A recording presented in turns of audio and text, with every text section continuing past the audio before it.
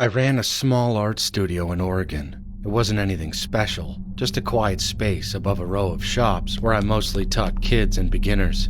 Up until then, nothing unusual had ever happened, at least, not until I got that email. One night, I opened a message from someone asking for private lessons. His name was Evan, a guy in his mid-20s. A few days later, he came in for his first lesson. He told me he was a cook and that he had never really drawn before, so I decided to start him off with some basic exercises. I asked him what he wanted to draw the most. He pulled out his phone, showed me a picture of a woman, and said, "I want to draw myself eating her." The moment he said that, I felt a wave of nausea hit me. Maybe it sounds ridiculous, but it wasn't what he said. It was how he said it. The way he looked at me, his tone, his voice. Something about him made my stomach turn instantly. I didn't know what to say. It was just the two of us in the studio, and I realized right away something was seriously wrong with him. I tried to stay calm and said, "You're here to actually learn how to draw, right?" He nodded. "Of course. I need to get my face and her face exactly right, as realistic as possible." That was enough for me. I told him I couldn't teach him and asked him to leave. He looked confused, almost offended, and started arguing with me, but after a while, he finally left. I had a pounding headache, and I ended up closing the studio early that day. A few days later, when I came in, I saw a piece of paper lying in front of the door. I picked it up. There was a drawing on it. It was horrifying. A man was tearing into a woman's foot, eating it. The level of detail was disturbing. Exposed bone, blood, everything rendered with unsettling precision. But what shocked me the most was the face of the man in the drawing.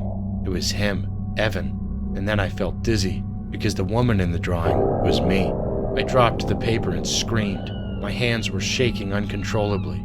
He had taken my photo from online and recreated my face perfectly. What made it even worse was how detailed it was. The thought of him spending hours on it, carefully drawing every part, made my skin crawl. I grabbed my phone to call the police, but my hands were shaking so badly.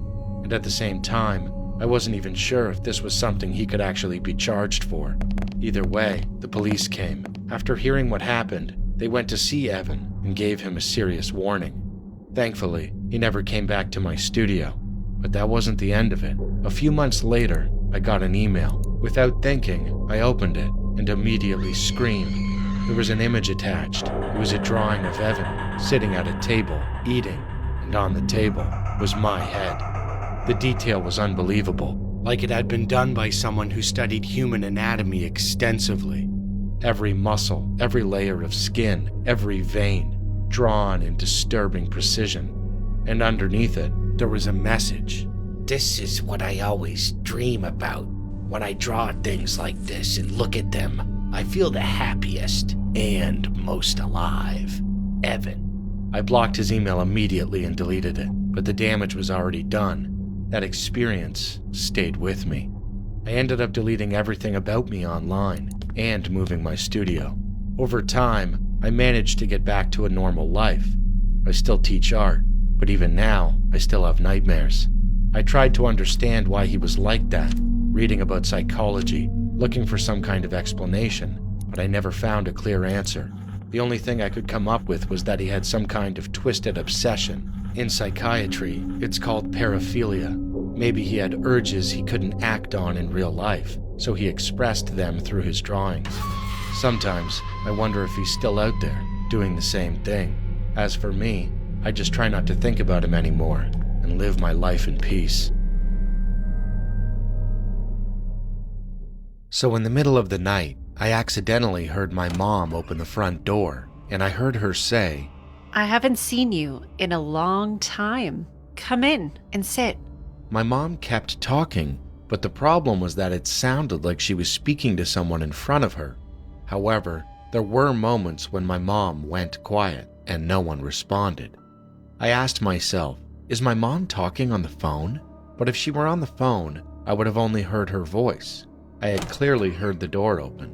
So I asked myself again, who is my mom talking to? That night, I woke up and left my room, intending to see who she was talking to. I went out and immediately entered the kitchen, pretending I needed to use the bathroom. I opened the door and saw my mom talking to someone, but I couldn't see who it was because they were hidden behind a wall, so I could only see my mom. The moment I stepped out, I saw my mom deep in conversation, but there was no one visible in the living room. I stood there for a brief second, completely shocked. Then my mom said, Oh, and this is my daughter. She's grown so much. Go and introduce yourself. I was confused and terrified. I told my mom I needed to use the bathroom because I really had to pee. Then I ran inside and locked the door. I stayed there for about 5 minutes when I heard my mom say, All right, see you again. followed by the sound of the door closing. When I opened the bathroom door, I saw that my mom had already gone to bed, so I went straight back to my room. A few days later, I asked my mom about that night, about the person she was talking to. My mom looked confused and said, What are you talking about? I tried to remind her, but she insisted it never happened. To this day, my mom has no memory of opening the door for anyone.